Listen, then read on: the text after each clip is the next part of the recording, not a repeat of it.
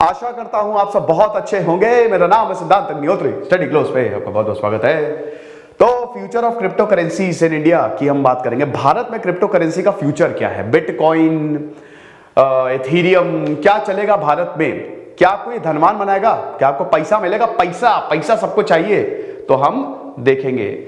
तो सबसे पहले तो हमारा शानदार history plus polity plus geography. हट जाओ बेटा, हट जाओ, तुमको भी लेना है क्या? ये पता नहीं मक्खी कहां से आ गई, एक इतना क्लोज्ड है, अभी जा भी नहीं रही है। तो हिस्ट्री, ये देखिए हटो चलो। History plus polity plus geography plus economy, तो ये जो है वो 4 कोर्स हैं, history, polity, geography, economy, NCERT के। आप चाहे तो इनको इंडिविजुअली भी, मतलब अलग अलग भी इनको आप ले सकते हो, नहीं तो आप कंबाइंड भी ले सकते हो।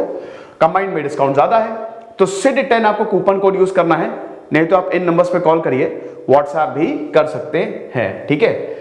तो क्रिप्टो करेंसी की हम बात करने वाले हैं।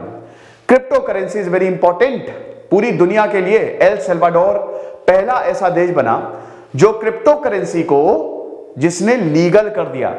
भारत में क्या हालचाल है? देखिए, भारत में अगर बात करें तो भारत में क्रिप्टो करेंसी को लेकर जो सरकार है वो बहुत ज्यादा पॉजिटिव नहीं है। रेगुलेट करे, रेगुलेशन इज द की। 2 तरीके की क्रिप्टो करेंसी होती है, एक होती है प्राइवेट और एक होते हैं सरकारी कंट्रोल्ड, रेगुलेटेड। प्राइवेट की बात करें तो जैसे बिटकॉइन एक प्राइवेट है, डिसेंट्रलाइज्ड है। सरकार का यही दिक्कत है, डिसेंट्रलाइज्ड मतलब हमारे कंट्रोल में तो है नहीं भाई, जानकारी है नहीं।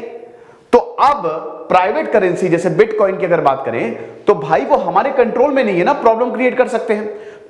जो चीज हमारे कंट्रोल में नहीं है उस चीज को हम पे ज्यादा हाथ नहीं डालना चाहिए। फिर ये बबल है, कभी ऊपर नीचे जाता है, कभी ऊपर जाता है, कभी नीचे जाता है, कब फट जाए नहीं पता। लेकिन दोस्तों, हमको ये समझना पड़ेगा कि अब ज्यादातर क्या जो देश है, बड़े देश हैं, पावरफुल देश हैं, वो भी अब क्रिप्टो को अपनाने लगे हैं।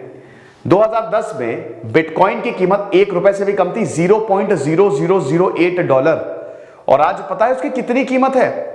$65,000। मतलब जिस इंसान ने आज से 10 साल पहले क्रिप्टो खरीदा होगा, उसने लगा क्या बकवास है, क्रिप्टो की वैसे माइनिंग होती है, आप भी माइनिंग कर सकते हो, इट्स अ गुड बिजनेस। आप माइनिंग कर सकते हो, अपने घर में पूरा सेटअप लगा सकते हो, बहुत बिजली लगती है, क्रिप्टो निकाला जाता है। तो पहले तो क्रिप्टो बहुत आसानी से, सातोशी याकामोटो क्या नाम था, उन्हीं को ही बोला जाता ना कि क्रिप्टो भाई उन्होंने ही बनाया।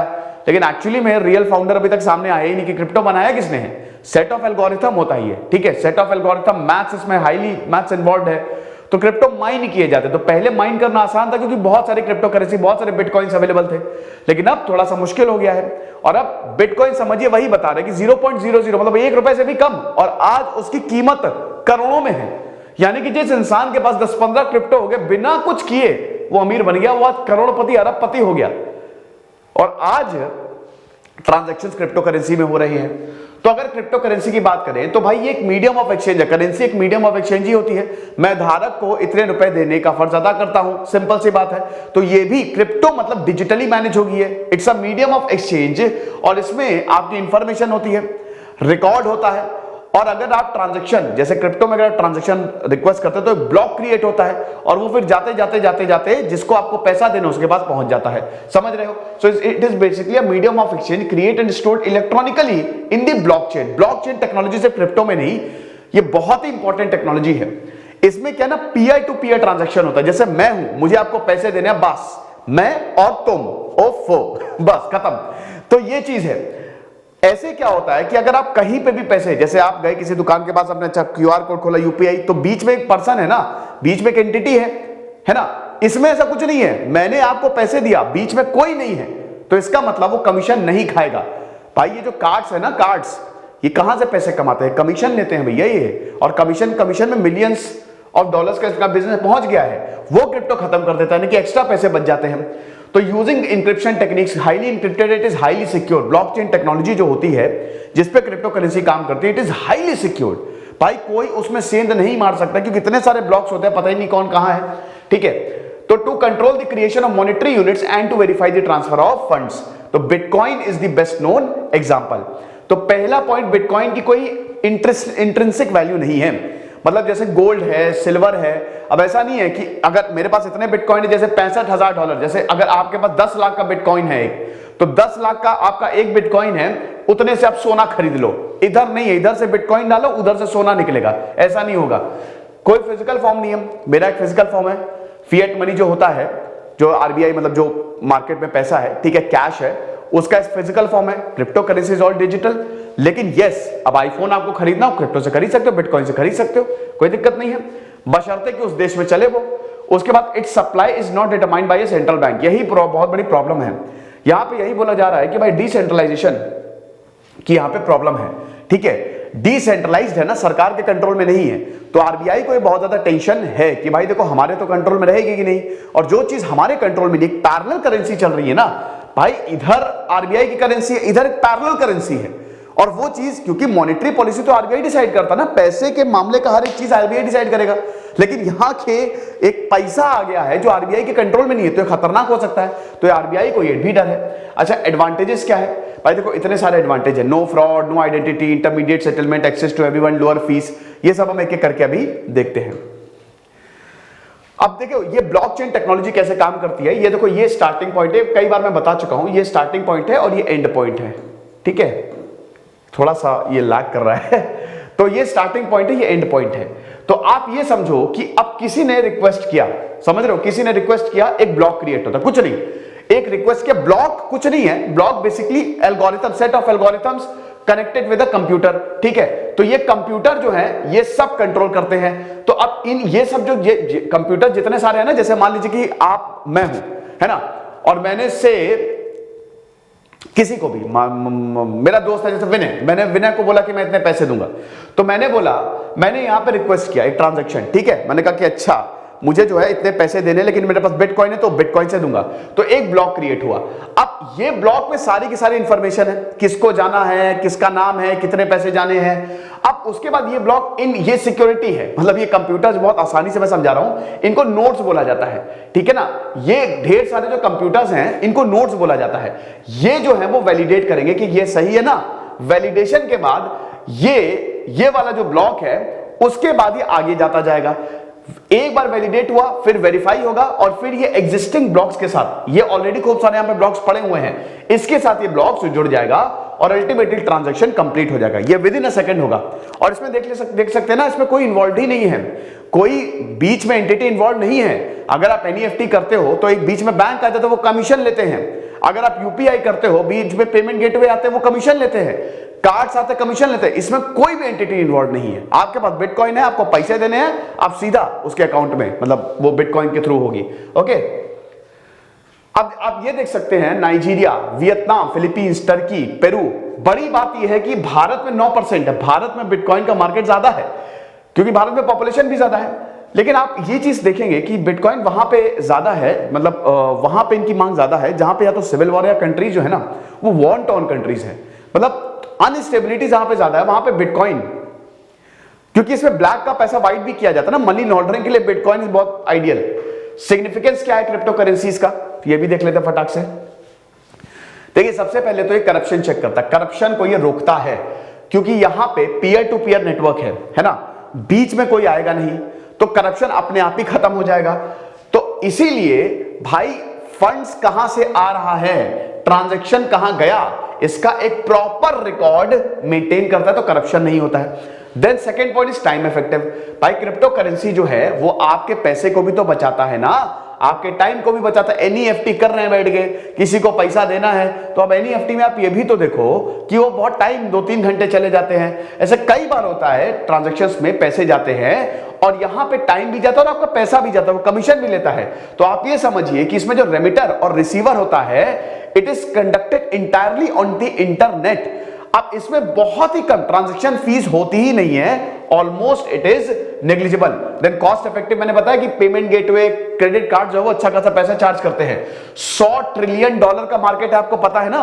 ग्लोबल इकोनॉमिक आउटपुट की बात करें, सिर्फ ये जो कमीशन लेते हैं, आपने पैसा दिया क्रेडिट कार्ड से, पेमेंट गेटवे पैसा लगे बीच में, $100 ट्रिलियन का मार्केट है, ये खत्म हो जाएगा, इट विल बी फिनिश्ड। अगर बिटकॉइन आ गया, क्रिप्टो करेंसीज आ गई, मतलब बिटकॉइन नहीं, क्रिप्टो करेंसीज मैं बोल रहा हूं। बिटकॉइन तो एक प्राइवेट करेंसी हो गई, क्योंकि बिटकॉइन इतना ज्यादा उसका हो हल्ला, इसीलिए अभी फेसबुक भी अपनी करेंसी लॉन्च कर रहा है। अभी बहुत सारे ऐसे प्लेटफॉर्म हैं जो अपनी क्रिप्टो करेंसी लॉन्च कर रहे हैं। इनफैक्ट आरबीआई भी अब ये लॉन्च करेगा, ठीक है, आरबीआई भी अपनी करेंसी जो है लॉन्च करेगा। Integrating blockchain into these sectors could result in hundreds of millions of dollars in savings. ठीक है, अब ये देखिए, अब रिजर्व बैंक ऑफ इंडिया ने अप्रैल 2018 में क्रिप्टो करेंसी पे बैन लगा दिया था। ठीक है, instead of developing a regulatory framework, ये इट्स नॉट गुड। देखिए, रिजर्व बैंक ऑफ इंडिया ने इसको बैन कर दिया पूरी तरीके से, है ना। अरुण जेटली ने बोला था क्रिप्टो करेंसी में हम डिसीजन नहीं ले पा रहे हैं, लेकिन आरबीआई ने इस पे बैन कर दिया। फिर बाद में जब इस सुप्रीम कोर्ट में मामला गया 2020 में, सुप्रीम कोर्ट ने इसको हटा दिया। Ban was upturned. देखिए, ban is not the solution, मैं भी इसके बिल्कुल भी फेवर में नहीं हूं। Regulation is the solution. अभी जैसे सरकार डिजिटल करेंसी बिल ला ही रही है, तो भाई रेगुलेशन इज द सोल्यूशन ना, आप उसको रेगुलेट करो। अब बैन, इंडिया में कोई चीज बैन होती है, शराब बंदी है, लेकिन शराब फिर भी सब बिकती है। बैन तो और खतरनाक कर सकता है। भाई देखो, आज दुनिया भर के देश, बड़े बड़े देश, डेवलप्ड देश क्रिप्टो करेंसी को हाथों हाथ ले रहे हैं और आप पीछे जा रहे हो। हमको ये नहीं भूलना चाहिए कि it is based on technology, ये तकनीक पे निर्भर है। इससे इस पे एआई और बहुत नई नई टेक्नोलॉजी आ सकती है ना। तो अगर आपने क्रिप्टो करेंसी को बैन किया, कोई देश इसको बैन करता है, तो टेक्नोलॉजी से पीछे हट रहा है। नए नए टेक्निकल ट्रांसफॉर्मेशन उसके नहीं आ पाएंगे। दूसरा पॉइंट ये है कि भाई देखो, आजकल युवा और लोग क्रिप्टो करेंसी की तरफ बहुत ज्यादा आकर्षित है, तो लोग उसमें ट्रेड करते हैं। अब उसमें ट्रेड करते हैं, अब भारत में बैन है तो वो बाहर जाएंगे। क्रिप्टो करेंसी एक बहुत ही बढ़िया इन्वेस्टमेंट भी है। आप बढ़िया माइनिंग लगा दो, अपना पूरा सेटअप लगाओ, क्रिप्टो माइन करते रहो, तो आप ये समझिए कि वो ब्रेन ड्रेन भी तो होगा ना, बाहर जाएंगे एक तरीके से। तीसरा पॉइंट ये है कि भाई आप अच्छा खासा प्रॉफिट जो है वो अपना खत्म कर रहे हो। आप इससे कितना ज्यादा प्रॉफिट कमा सकते हो। अगर आपकी करेंसी है तो लोग खरीदेंगे। जैसे मान लीजिए रेगुलेटेड करेंसी है तो लोग उसको खरीदेंगे। आरबीआई ने निकाल दी अपनी क्रिप्टो करेंसी, तो अल्टीमेटली फायदा तो आप ही को होगा ना। और चौथा पॉइंट ये है कि दोस्तों देखिए, दुनिया के साथ साथ आपको चलना है, और दुनिया इस समय क्रिप्टो करेंसी को हाथों हाथ ले रही है। ऐसे ही थोड़ी ना 3 ट्रिलियन डॉलर का ये मार्केट हो गया है। तो ये चीज है। फिर इसीलिए 2020 में सुप्रीम कोर्ट ने इसको बोला कि भाई रेगुलेटरी फ्रेमवर्क की बहुत ज्यादा जरूरत है। तो अब आरबीआई जो है it is working on digital currency, और अब वही है कि ये जो है इस पे बिल आ ही गया है, मतलब अभी विंटर सेशन में। तो एमपी जो ये इंडस्ट्रीज एक्सपर्ट्स, इन्होंने यही बोला, पार्लियामेंट्री कमेटी, यहां पे देखिए एक कमेटी भी बनाई गई और पार्लियामेंट्री स्टैंडिंग कमेटी ये मिली कि भाई करंट स्टेटस क्या है क्रिप्टो करेंसी इन इंडिया का, अपॉर्चुनिटीज क्या और चैलेंजेस क्या, सब कुछ। पैनल जो है वो बीजेपी लीडर जयंत सिन्हा जो है वो हेड कर रहे थे। ठीक है, 5 इंपॉर्टेंट चीजें इसमें डिस्कस हुई। अब आप ये देखिए 5 इंपॉर्टेंट क्या, इसी में सब कवर हो जाएगा। सबसे पहले रेगुलेट कौन करेगा। देखिए सिंपल सी बात है, जो मौद्रिक नीति है वो आरबीआई बनाता है, जो फिस्कल नीतियां हैं, फिस्कल पॉलिसी वो सरकार बनाती है, टैक्स वाली। तो अब समझिए कि monetary policy it is based on the monetary, मतलब मॉनेटरी वैल्यू है इसकी, तो वो आरबीआई रेगुलेट करेगा। तो आरबीआई जो है यही क्रिप्टो करेंसी, ये क्रिप्टो करेंसी रेगुलेटेड होगी, सेंट्रल बैंक इसको देखेगा। तो it has previously stated that crypto currency should be band. अब time will tell if we have a new body to regulate cryptocurrency, the government will appoint existing body to monitor it। अगला देखते हैं। अब देखिए bill आ ही गया है, 2021 के union budget ने यही बोला, अभी पास नहीं हुआ, एक्ट तो अभी आना बाकी है, लेकिन हाँ इसमें यह चीज है कि प्राइवेट क्रिप्टो करेंसी को बैन किया जा सकता है। It is believe that the government had prepared on one before the 2021 union budget. इसमें यह था कि इसमें क्रिप्टो करेंसी को बैन करो। It has been scrapped and new bill seems to be under work. ये चीज बिल्कुल सही है कि प्राइवेट करेंसी को शायद रेगुलेट करने दिया ना जाए, लेकिन पहले वाला जो बिल आना था उसमें यह था कि क्रिप्टो करेंसी को बैन कर दो, लेकिन इस बार ऐसा नहीं होगा। The same bill was brought up during the meeting. It was said that government is considering introducing a new crypto bill in the first week of the winter session, जो कि अब चला गया है। द बिल में focus on the providing greater education to people. फिर अब देखो एडवर्टीजमेंट एक बहुत बड़ी दिक्कत है। प्रॉब्लम ये क्या है ना कि क्रिप्टो करेंसी बिटकॉइन इतना ऐड, इतना हवा बना दिया है। देखिए क्रिप्टो करेंसी इज अनसर्टेन, ये भी तो समझना पड़ेगा ना। बिटकॉइन कभी ऊपर जाता है, कभी नीचे जाता है, तो हम इस पे पूरी तरीके से तो भरोसा कर नहीं सकते। तो इट इज क्वाइट अनसर्टेन। तो इतने ऐड आए, अरे बिटकॉइन के मतलब लग गया कि है ही क्या भैया बिटकॉइन। तो भैया ये जो एक्सप्लोजन ऑफ ऐड है, sudden explosion of advertisement from the crypto exchange platform, and it has not gone unnoticed. The parliamentary panel raised the issue and mentioned that these advertisement were over promising. हद से ज्यादा। देखिए bitcoin मैं भी पूरी तरीके से नहीं समझता हूं, टू बी वेरी फ्रैंक। ठीक है, बिटकॉइन को समझने के लिए आपको एक्सपर्टीज चाहिए। हम एक ऐसी चीज पे कभी भी इन्वेस्ट नहीं कर सकते जिसको हम पूरी तरीके से नहीं समझते। And lack transparency associated with the यही तो आरबीआई अभी भी कन्विंस नहीं है, it is still not completely convinced about the idea of crypto currency, previously was in the favour of completely banning the crypto, उन्होंने तो पूरे ही बैन कर दिया था, लेकिन आरबीआई गवर्नर शक्तिकांत दास, इससे पहले उर्जित पटेल थे, उससे पहले रघुराम राजन थे, said that cryptocurrency has a serious threat to any financial system since they are unregulated। वही कह रहे हैं, रेगुलेशन इज द की, आप रेगुलेट करो, अनरेगुलेट करोगे तो प्रॉब्लम होगा। Protecting investment is the key. अब majority of the discussion was around insuring investors protection. भाई अब देखो भाई, इन्वेस्टर्स भारत में पूरी सरकारें जो है वो इन्वेस्टमेंट पे चल रही हैं, इकोनॉमी इन्वेस्टमेंट पे चल रही है, स्टॉक एक्सचेंज। अब अगर मान लो कि crypto currency, private crypto currency आए, सब पैसा निकालेंगे यहां से और इधर लगा देंगे, बहुत बड़ी प्रॉब्लम हो जाएगी। The representative of the crypto exchange platform informed the government that there are nearly 15 million crypto investors in the country who have put in around 600 crore in digital currencies. The MP said that security of investors money is the most serious concern of for all members. तो आप ये भी समझिए कि इनकी जो security है, अब जैसे 600 करोड़ इतने सारे लोग हैं, 15 मिलियन इन्वेस्टर्स है जिन्होंने लगभग 600 करोड़ रुपए क्रिप्टो में लगा दिए, तो इनको भी तो इन्वेस्ट करना है। कल को क्रिप्टो डूब गया तो पता चले ये भी गए। देखिए वल्नरेबिलिटी की अगर बात करें तो सबसे पहले तो वोलेटाइल है, यस, क्योंकि इसका प्राइस जो है वो ऊपर नीचे होता रहता है। स्केलेबिलिटी बहुत ज्यादा लो है, क्योंकि क्रिप्टो करेंसी का इंफ्रास्ट्रक्चर जो है वो बहुत नया है। मैंने बताया ना कि भाई देखिए, इसको समझते नहीं ना, अगर आपको स्केलेबिलिटी, कैसे इसको एक्सपैंड करोगे, कैसे अपने इसको स्केलेबल बनाओगे, क्योंकि नई नई क्रिप्टो करेंसीज आनी चाहिए। तो अभी ये नया है, और इंफ्रास्ट्रक्चर भाई अभी एग्जिस्टिंग इंफ्रास्ट्रक्चर जो है, जो हमारा ऑनलाइन इंफ्रास्ट्रक्चर है फाइनेंशियल, वही बहुत ज्यादा परफेक्ट नहीं है। लैक ऑफ रेगुलेशन, भाई रेगुलेशन नहीं होगा, अनरेगुलेट होगा तो ये खतरनाक है। मनी लॉन्ड्रिंग बढ़ सकती है दोस्तों, आतंकवाद में मनी लॉन्ड्रिंग, आपको पता है, ब्लैक का पैसा व्हाइट, सबने अपना ब्लैक का पैसा निकाला, सब क्रिप्टो में लगा दिया, तो ये डेंजरस है। और आपको ये भी पता है कि money laundering is the source for terrorism, is the source of drugs, is the source of prostitution, everything, ठीक है। तो लिक्विडेशन इश्यूज, भाई अब ये देखो इललिक्विड नेचर है ना क्रिप्टो करेंसी का। भाई आप ये बताओ कि ये हर कोई तो यूज करेगा नहीं।